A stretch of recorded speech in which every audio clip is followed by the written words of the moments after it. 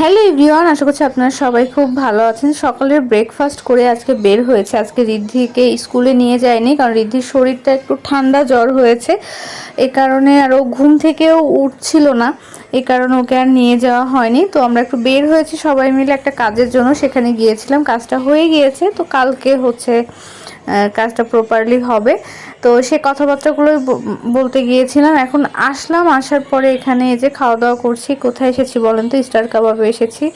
আমরা প্রায়ই এখানে খাওয়া দাওয়া করি আসলে। তো আপনাদের দাদা ভাই হচ্ছে কাচ্চি খাবে, কালকে রাতেও সে বিরিয়ানি খেয়েছে, কিন্তু আমি আসলে আজকে আমার একদমই মন চাচ্ছে না বিরিয়ানি খেতে। খাসির রেজালা খেতে চেয়েছিলাম, তো এখানে খাসির রেজালা শেষ হয়ে গিয়েছে। পরে একটা বড় একটা লেগ পিস নেওয়া হয়েছে খাসির।